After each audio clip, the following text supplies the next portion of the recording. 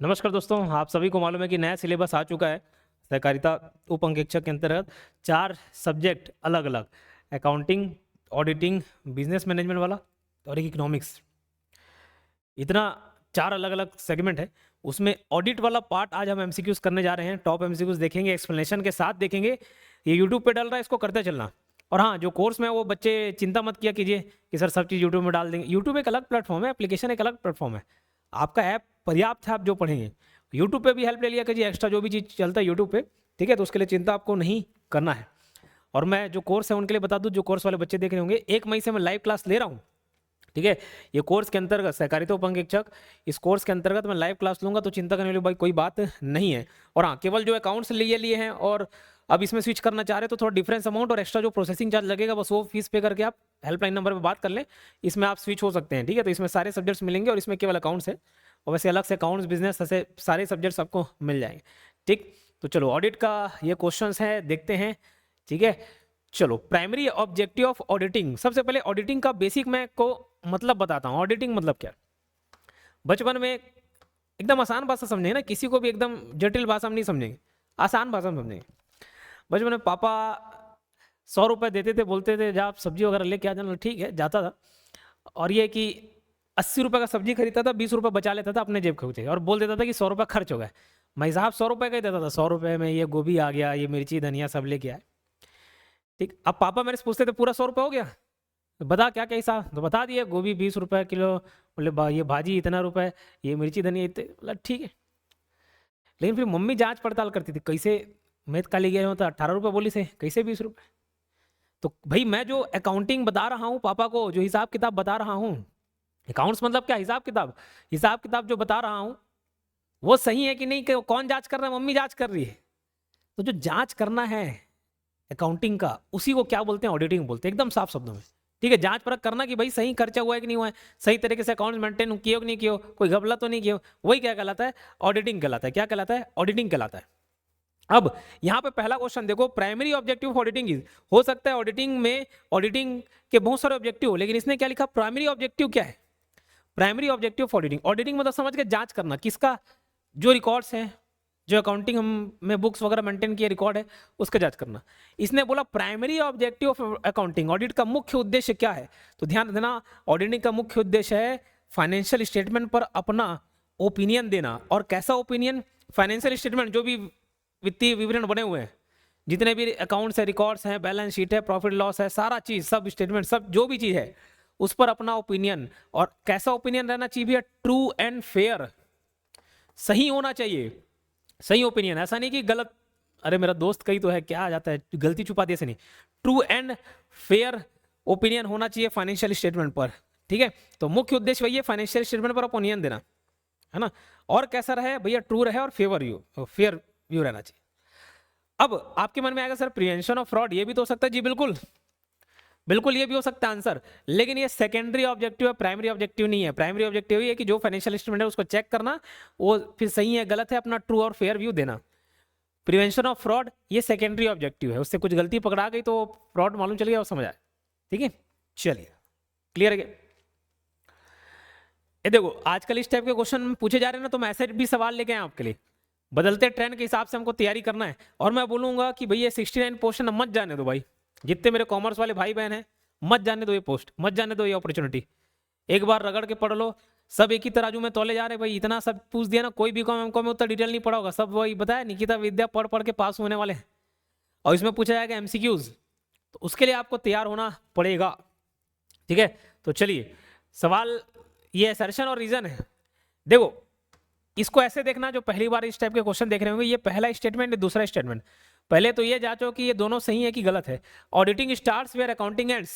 जी बिल्कुल, अकाउंटिंग मतलब record maintain करना, अकाउंटिंग मतलब रिकॉर्ड मेंटेन करना। अकाउंटिंग का क्या मतलब है? रिकॉर्ड मेंटेन करना, ठीक है। और ऑडिटिंग का क्या मतलब है? ऑडिटिंग का मतलब है इन्हीं रिकॉर्ड को चेक करना, सही है कि नहीं है, वेरीफाई करना। क्लियर? तो ऑडिटिंग कब करोगे भाई? जब अकाउंटिंग हो जाएगा, रिकॉर्ड मेंटेन हो जाएगा, तभी तो जांच करोगे। मेरे कोई कार्य की आप जांच कर रहे हो तो मैं काम कर डालूंगा तब तो आप जांच करोगे। तो ऑडिटिंग वहीं शुरू होता है जहां लेखांकन खत्म होता है। बिल्कुल सही बात है, तो पहला स्टेटमेंट सही है। ऑडिटर वित्तीय विवरण पर निर्भर करता है, जी बिल्कुल। क्यों? अरे मेरा कोई काम है, आप जैसे अब मैं बोलूंगा कि मैं कैसे पढ़ाता हूँ आप बताओ, जांच करके बताओ, तो भाई मेरे पढ़ने वाले कुछ सामग्री होनी चाहिए, कुछ वीडियोस होने चाहिए, कुछ नोट्स होने चाहिए, तब तो आप बता पाओगे। बस वैसे ही फाइनेंशियल स्टेटमेंट को देख के ही तो ऑडिटर बताएगा। तो ऑडिटर बिल्कुल इस पर निर्भर रहता है, वित्तीय विवरण पर। दोनों स्टेटमेंट सही है, ठीक है, दोनों स्टेटमेंट सही है। लेकिन देखो दोनों ट्रू, ये अलग से क्या ऑप्शन आ गया, ध्यान रखना, ध्यान देना, यहां पर आप क्योंकि लगाकर देखेंगे, बीच में क्योंकि लगाकर देखेंगे, अगर इस स्टेटमेंट का ये वाला सही एक्सप्लेनेशन दे रहा है तब जाकर आप इसको सही मानेंगे, अदरवाइज नहीं। तो ऑडिटिंग वहीं शुरू होता है जहां लेखांकन खत्म होता है। क्यों? क्योंकि ऑडिटर वित्तीय विवरण पर निर्भर करता है, जी बिल्कुल। ये वित्तीय विवरण बन जाते हैं ना तब जाके वो ऑडिटिंग स्टार्ट करेगा, अदरवाइज नहीं। तो दोनों सही हैं, और आर एक्सप्लेन से आर ए की सही व्याख्या भी करता है। तो इतना थोड़ा हमको डिटेल डीप पढ़ना पड़ेगा और इस टाइप के क्वेश्चंस प्रैक्टिस करने पड़ेंगे, ठीक है। लेकिन मैंने बोला घबराने की जरूरत नहीं है, चाहे तो आप अभी से टेस्ट सीरीज भी लेकर इसके प्रैक्टिस कर सकते हैं, अभी धीरे धीरे डलते जाएंगे इसमें क्वेश्चंस, ठीक है। उसमें 1 मई से वो अपडेट होगा, फुल लेंथ और normal subject wise topic wise सब टेस्ट डल जाएगा इसमें, ठीक है। 20 सब्जेक्ट वाइज टेस्ट और 5 full length test, total 25 test. लेकिन इसमें जो पुराने टेस्ट है उसको मैं एक्सक्लूड कर दे रहा हूँ, हटा दे रहा हूँ। अकाउंट्स वाले रहेंगे ही, ऑडिट वाला रहेगा ही, और 5 फुल लेंथ टेस्ट डलेंगे, है ना। सारे 4 सब्जेक्ट्स के अलग अलग रहेंगे, है ना। और टोटल 20 टेस्ट, हर एक का 5-5, मतलब 4 × 5 20 हो गया, और 5 फुल लेंथ टेस्ट भी रहेगा, ये भी डल जाएगा सब, ठीक है। चलो,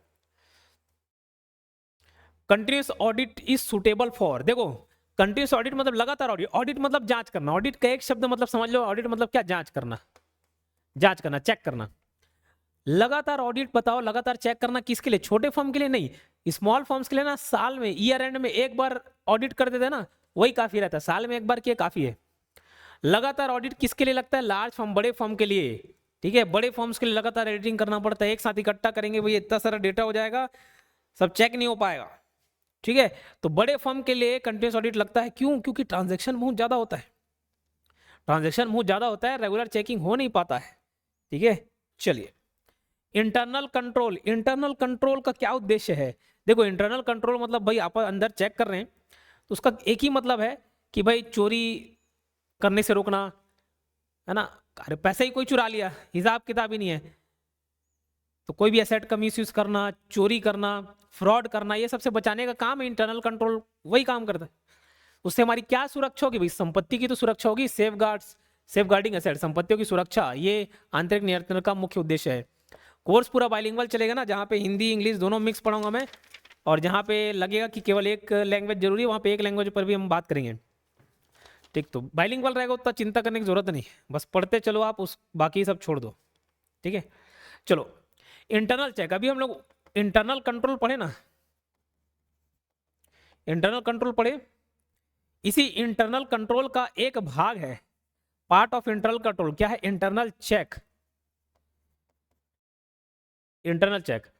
तो पार्ट ऑफ इंटरनल कंट्रोल, बोले सर क्या है इंटरनल चेक, इंटरनल चेक का मतलब होता है कि ये इंटरनल चेक क्या है, अगर पूछा जाए एक शब्द में, वर्क डिवीजन सिस्टम है, वर्क डिवीजन सिस्टम, कार्य विभाजन प्रणाली है, कार्य विभाजन प्रणाली। जैसे एकदम आसान शब्दों में समझाऊंगा आपको, ज्यादा टेक्निकल भाषा नहीं। हमारे यहाँ कैसा सिस्टम बना ये मैं बताता हूँ। ये नोट्स हो गया, ये पूरा नोट्स क्वेश्चंस मैं तैयार करता हूँ, एक एक, खास करके जो टॉपिक मैं पढ़ा रहा हूँ पूरा मैं उसको तैयार करूंगा, क्वेश्चन छाटूंगा, चाहिए हाँ भैया ये रहना चाहिए, इंग्लिश हिंदी इंग्लिश, ठीक। उसके बाद मैं एक व्यक्ति को दूंगा, एक कंटेंट क्रिएटर को दूंगा कि भाई, क्योंकि वो भी कंटेंट क्रिएट करता है तो उसको आइडिया रहता है, उसको दूंगा, वो ले जाएंगे किसके पास, टाइपिस्ट के पास, टाइपिस्ट से चेक कराएंगे, टाइपिस्ट जब टाइप, चेक नहीं, टाइपिस्ट से टाइप करवाएंगे, टाइपिस्ट जब टाइप कर लेंगे उसके बाद फिर वो कंटेंट क्रिएटर का काम रहेगा कि एक बार वेरीफाई करना, फिर एक और पर्सन वेरीफाई करता है कि कहीं भी कोई मिस्टेक ना हो, खास करके जो मैं कंटेंट पढ़ा रहा हूँ वो सब वेरीफाई। तो काम अब मैं एक ही आदमी को बोल दूंगा तू ही टाइप कर दे, तू ही चेक कर दे भाई, और तू ही वेरीफाई कर दे, तो दिक्कत आएंगी कि नहीं आएंगी, बिल्कुल आएंगी। गलतियां होंगी कि नहीं होंगी, बिल्कुल होंगी। त्रुटियां होंगी, जी बिल्कुल होंगी। तो इंटरनल चेक क्या था, वर्क डिवीजन सिस्टम है, इसमें ना हर काम को एक एक लोगों को ऐसे बांट दिया जाता है, और किसी भी एक आदमी के पास पूरा कंट्रोल नहीं है, एक आदमी के पास पूरा कंट्रोल नहीं है, ठीक है। ये एक और उदाहरण देता हूं, जैसे आपको, आप टेलीकॉलर से यहाँ से कॉल जाता है, या आप किसी हेल्पलाइन नंबर पर कॉल करते होंगे, आप कोर्स परचेस करने की बात करते हैं, आप पेमेंट करते हैं, हाँ कि ना। कई बच्चों को लगता है ना सर ये दूसरे स्कैनर में क्यूआर कोड में तो नहीं पहुंचाते हैं, उसका बेस्ट सिस्टम क्या बताऊं, ठीक है। आप पेमेंट कोई दूसरा रिसीव कर भी लिया तो जो ऐड करते हैं स्टूडेंट्स को ऐड करने, इसको हम बैकएंड बोलते हैं। हम अपने तरफ से पीछे से ऐड कर रहे हैं तो उसको बोलते हैं बैकएंड। तो स्टूडेंट को कोर्स में ऐड करने का काम कोई दूसरा कर रहा है, ये क्या है? ये इंटरनल चेक है। अगर मैं एक ही आदमी को बोलूं कि भाई तुम पेमेंट रिसीव करना, तुम ही ऐड कर देना, तो हो सकता है उसमें फ्रॉड हो जाए, मुझे पता ही ना चले। लेकिन एक आदमी पेमेंट रिसीव करेगा, दूसरा आदमी ऐड करेगा, तो तुरंत तो भाई ऐड करेगा तो उसको फिर रिकॉर्ड वो देखेगा कहाँ पे कैसे पेमेंट रिसीव हुआ। तो ये सबसे इंटरनल फ्रॉड बच जाता है, ठीक है। धोखाधड़ी गलती होने की संभावना कम हो जाती है। तो ये इंटरनल कंट्रोल का ही पार्ट है, ठीक है, एकदम याद रखेंगे भाई। Weak internal control exist when, बताओ कमजोर आंतरिक नियंत्रण कब होगा? जब एक ही पर्सन सारा चीज हैंडल कर ले, एक ही व्यक्ति नगद व रिकॉर्ड संभाले, एक ही व्यक्ति सब चीज संभाल रहा है, एक ही व्यक्ति के पास कंट्रोल है, तो वीक है समझ लो। मजबूत करना है तो कार्य विभाजन करना पड़ेगा आपको। Audit program is, audit program क्या है? ऑडिट प्रोग्राम मतलब ऑडिट प्लान। ऑडिट प्रोग्राम का अगर मैं सिंपल शब्द में बताऊं तो ये स्टेप बाय स्टेप इंस्ट्रक्शन है। स्टेप बाय स्टेप इंस्ट्रक्शन है। कैसे स्टेप बाय स्टेप? पहले मैं ये चेक करूंगा, फिर ये दूसरा पार्ट चेक करूंगा, पहले कैश बुक, फिर लेजर, फिर ऐसे एक प्रोसेस है समझो। स्टेप बाय स्टेप इंस्ट्रक्शन है। किससे रिलेटेड? ऑडिट से रिलेटेड, कि ऑडिट कैसे होगा भाई, वो स्टेप बाय स्टेप प्रोसेस है। इसी को क्या बोलते हैं? ऑडिट प्लान को ऑडिट प्रोग्राम बोलते हैं। क्लियर? तो कौन सा काम कब करना है, कैसे करना है, इसी को हम ऑडिट प्लान ऑडिट प्रोग्राम कहते हैं। Test checking is based on, test checking आधारित है किस पर? अब ये मस्त चीज है, समझना बात को, समझिएगा बात। अब एक क्लासरूम है, 50 लोग बैठे हुए हैं, समझना बात को ना, 50 लोग बैठे हुए हैं, एक बैच है। अब मुझे ये समझना है कि भाई ये क्लासरूम जो है अच्छे इंटेलिजेंट लोगों का क्लास है कि नहीं है। तो ये बताओ, मैं 50 लोगों से सवाल पूछते रहूंगा तो भाई मैं तो परेशान हो जाऊंगा, टाइम नहीं होता। तो मैं क्या करूंगा, 50 में 5 बच्चे रैंडम कहीं से भी, एक इधर से उठा लिया, एक उधर से, एक इधर से, इधर से 5 बच्चों को रैंडम उठा लिया, पूछ लिया। उससे एक ओवरऑल आइडिया लग जाएगा कि भाई ये क्लास ऑन एन एवरेज कितना इंटेलिजेंट क्लास है, कितना भी क्लास। इसी को बोलते हैं सैंपल। तो टेस्ट चेकिंग किस पर बेस्ड है? सैंपलिंग पर बेस्ड है। सैंपल उठाते, टेस्ट सैंपल उठाते। क्लियर है? ब्लड सैंपल लेते नहीं आपसे, ब्लड सैंपल, तो भैया आपके ब्लड में कुछ कमी है, कोई दिक्कत है, कोई बीमारी है, तो क्या पूरा खून को बाहर निकालते हैं शरीर से?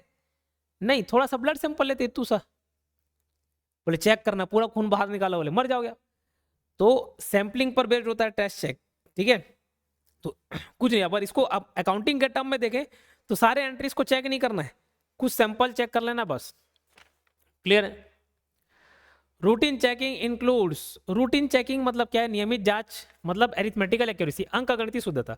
रूटीन चेक मतलब भाई टोटल सही किए कि नहीं किए, कैलकुलेशन में कोई मिस्टेक तो नहीं है, पैसा लिए रिकॉर्ड किए कि नहीं किए, ये सब है, बेसिक चेकिंग है ये, ठीक है। Audit evidence must be reliable, audit evidence must be क्या? रिलायबल। रिलायबल मतलब विश्वसनीय। देखो किसी बच्चे को इंग्लिश हिंदी दोनों में कोई दिक्कत ना हो करके ना इसको पूरा बाइलिंगुअल तैयार कराया हमें, है। ऑडिट एविडेंस, एविडेंस मतलब क्या होता है भैया? प्रूफ। और प्रूफ मतलब क्या? कोई वाउचर्स है, कोई बिल है, डॉक्यूमेंट है, रिकॉर्ड है, उसी को अपन प्रूफ बोलेंगे, एविडेंस बोलेंगे। जैसे मैं अगर कोई सामान बोल रहा हूँ कि भैया ये सामान मैं खरीदा हूं, पिछले महीने खरीदा हूं ये सामान, तो कैसे कोई ऑडिटर मानेगा? मैं क्या दिखाऊंगा? बिल दिखाऊंगा, भैया ये देखो पिछले महीने का है, ये देख लो, बिल देख लो, वाउचर देख लो, रिकॉर्ड देख लो, ठीक है। तो जो भी ऑडिट एविडेंस है वो रिलायबल होना चाहिए, विश्वसनीय होना चाहिए। ऐसा नहीं कि मुंह जबान, अरे मैं बोल दिया ना, मेरी जबान पत्थर के लकीर, ऐसा नहीं। Evidence must be reliable. Surprise checking helps in आकस्मिक चेक, ये देखो बहुत मजेदार क्वेश्चन है। आप देखे होंगे, मैं भी स्कूल में रहता था, तो हमारे जैसे स्कूल का नाम छोड़ो, वो गवर्नमेंट बेस्ड स्कूल था, सेंट्रल गवर्नमेंट का स्कूल था।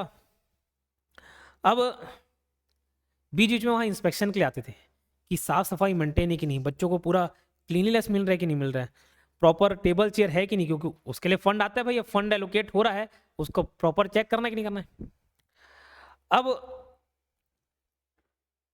बच्चों को सारी सुख सुविधा मिल रही है कि नहीं मिल रही, पेंटिंग वगैरह है कि नहीं, प्रॉपर हर एक चीज के लिए फंड तो आता है, तो फंड का यूज करेंगे। तो भाई पेंटिंग नहीं 5 साल में एक बार करा रहे, हर साल के लिए पेंटिंग के लिए पैसा आ रहा है, तो पैसा दब जाता, गोल कर देते हैं। अब स्कूल में अगर कोई जो भी इन्विजिलेटर आ रहा है चेक करने के लिए, जो भी सर्वेयर आ रहा है, वो पहले से बता के आ जाए कि भैया अगले दिन आऊंगा मैं, या 3-4 दिन बाद आने, अगले हफ्ते विजिट है मेरा। और ऐसा होता भी था, तो पूरा ना स्कूल चकाचक कर देते थे, एक हफ्ते में पूरा रंग रूप बदल जाता था स्कूल का, सारे टेबल वगैरह चेंज हो, कहाँ से चेंज हो तो पता नहीं, फिर वापस वही ला के रख दे। क्यों? ऑडिट होने वाला है, इंस्पेक्शन होने वाला है, जांच होने वाली है, तो पहले से बता देंगे तो वो गलती नजर आई क्या कि वॉशरूम क्लीन नहीं रहता है, टेबल चेयर में आप बड़ा बड़ा खिला लगा हुआ, बोले एक्यूप्रेशर हो रहा है, जब जब बैठ रहे हैं तब तब बोल, तो ये पता नहीं चल पाया। और वही सरप्राइज विजिट करे तब तो हर कोई डरेगा। तो ये सब क्या है? फ्रॉड डिटेक्शन, धोखाधड़ी का पता लगाने में मदद हो जाता है। किससे? सरप्राइज चेकिंग से, आकस्मिक जांच से। ठीक है। इंटरनल ऑडिट हेल्प्स इन, आंतरिक ऑडिट सहायता करता है। आंतरिक ऑडिट किसमें सहायता करेगा? टैक्स फाइलिंग में, एफिशिएंसी में, अकाउंटिंग में, रिपोर्टिंग में, एफिशिएंसी में, दक्षता में। इंटरनल ऑडिट मतलब हम खुद अपना ऑडिट करवा लिए। ठीक है, इंटरनल ऑडिट मतलब खुद ऑडिट करवा लिए। जैसे एक मैं अकाउंटेंट ग्रुप में काम किया हूँ नगरीय निकाय में, तो वहाँ 3 टाइप का ऑडिट होता था। एक प्री ऑडिट, एक पोस्ट ऑडिट जो ज्येष्ठ संप्रेक्षक करते थे, और एक फाइनल कैग वाले अकाउंट होते थे। 3 प्रकार के ऑडिट होते थे। ठीक है, तो खैर अब मैं उसको नाम बस इंटरनल ऑडिट दे रहा हूँ। मैं अकाउंटेंट का मेरा काम क्या है भाई, अपन पढ़े हुए हैं, समझदार है, मालूम है कहाँ पे इशू आ सकता है, कहाँ पे ऑडिटर सवाल रेस करेगा, इतने का बिल था ऐसे क्यों हो गया, इतने का परमिशन ही नहीं है ये क्यों हो गया, उस व्यक्ति को 4 रुपए प्रति किलोमीटर ट्रैवलिंग अलाउंस मिलता है, ये ज़्यादा क्यों मिल गया। तो क्या हमारे सीएमओ ने बोल दिया कि भाई ऑडिटिंग का काम ना तुम ही कर देना, नियम कानून तो पढ़ ही लियो तुम, सब तो जानकारी रखते हो, एक बार चेक कर लेना कहीं पे गाड़ी फंसने वाला, टेंशन मतलब सर हो जाए। तो अगर मैं नहीं कर रहा हूँ या कोई एक और आदमी बैठा दिया था कैसे ऑडिट में फंसे, तो एक इंटरनल ऑडिट कर दिया, समझ लो कि जो काम बाहर वाला करेगा ना वो पहले से ही भाई सारा जांच कर ले, तो क्या एफिशिएंसी बढ़ेगी कि नहीं बढ़ेगी? बिल्कुल, हमसे कोई गलती होती नहीं। तो बस ये दक्षता के लिए इंटरनल ऑडिट हेल्प्स इन। आंतरिक ऑडिट किससे सहायता करता है भाई? एफिशिएंसी बढ़ाता है। Audit working papers belong to, working paper क्या है? जैसे भाई आपको क्वेश्चन पेपर मिलता है, क्वेश्चन पेपर में आप कोई मैथ्स का क्वेश्चन है सॉल्व कर रहे हो, तो वही वर्किंग पेपर मतलब उसमें आप कुछ कैलकुलेशन कर रहे हो, कुछ नोट्स बना रहे हो, सारा डिटेल लिख रहे हो, अपने काम का पूरा रफ वर्क कर रहे हो। तो ऑडिट वर्किंग पेपर किसका काम है? वही ऑडिटर का ही रहेगा, क्योंकि सारा कैलकुलेशन सब चीज उसी में कर रहे हो। तो जितना भी नोट्स, कैलकुलेशन, डॉक्यूमेंट्स जो ऑडिटर कलेक्ट करता है उसी को अपन क्या बोलेंगे? वर्किंग पेपर बोलेंगे, और वो ऑडिटर का ही रहेगा, कंपनी दे के नहीं चल देगा। Final audit is conducted, final audit is conducted, अंतिम ऑडिट किया जाता है। अंतिम ऑडिट साल के अंत में करेंगे, साल के अंत में करेंगे।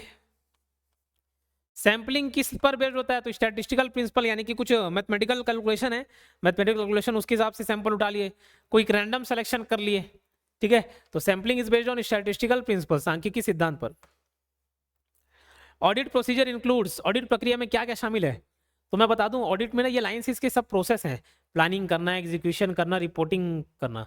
प्लानिंग किए कि कैसे कैसे ऑडिट करेंगे, फिर ऑडिट वाला जो प्रोसेस उसको एग्जीक्यूट किए, काम किए, और लास्ट में उसका रिपोर्ट तैयार किए, कहाँ गलत है कहाँ सही, सब बताए। ठीक है, तो ये ऑल ऑफ द वो इसका आंसर हो जाएगा।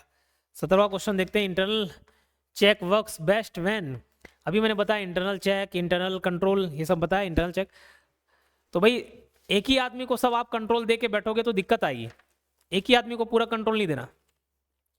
ठीक है, तो जब ड्यूटी अलग अलग कर देंगे ना, ड्यूटी सेग्रीगेट कर देंगे, कर्तव्य अलग अलग कर देंगे, तो इंटरनल चेक बेस्ट काम करता है। अलग अलग काम बांट दो, एक ही आदमी को सब काम मत दे दो, फ्रॉड का चांसेस बढ़ जाएगा, गलतियों के चांसेस बढ़ जाएंगे। अलग अलग काम बांटो अलग अलग आदमी को। ट्रू एंड फेयर व्यू, तो इसका आंसर भी हो जाएगा। True and fair view relate to, सही और उचित दृष्टि किससे संबंधित है? ऑडिटिंग से संबंधित है। मैंने बताया ऑडिटिंग का मतलब है प्राइमरी ऑब्जेक्टिव ऑडिटिंग का। पहला क्वेश्चन सुनो, याद करो पहला question, primary objective auditing is, auditing का प्राइमरी ऑब्जेक्टिव क्या है? ट्रू एंड फेयर व्यू, अपना ओपिनियन देना है, ओपिनियन देना फाइनेंशियल स्टेटमेंट पे, और कैसा opinion? True and fair view. 19वां क्वेश्चन देखते हैं। Audit evidence reliability depends on, audit साक्ष्य की विश्वसनीयता निर्भर करती है सोर्स, नेचर, कंट्रोल। सोर्स मतलब वो कहां से आया भाई, कहां से आया है, कहां से आया हूं, कहां जाऊंगा, बस वही है, कहां से आया। जो भी प्रूफ है मतलब जो सामान कहां से आया, उसका सोर्स क्या है।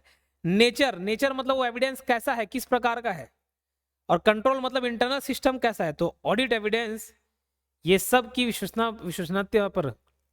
विश्वसनीयता पर निर्भर करता है। ठीक है, 20वां क्वेश्चन करने से पहले फिर मैं बता दूंगा, ये अवसर आप मत चूकने दें। ठीक है, आपके लिए वाकई में मैं अगर मैं इतना फीस आपसे ले रहा हूं तो वाकई में उसके पीछे मेहनत इससे 100 गुना 1000 गुना ज़्यादा होगी। ठीक है, क्योंकि थ्योरी कैसे पूछे जाना, एकदम बाइलिंगुअल तैयार करना, फिर उसके एमसीक्यूज तैयार करना, सब चीज़ पे काम होगा।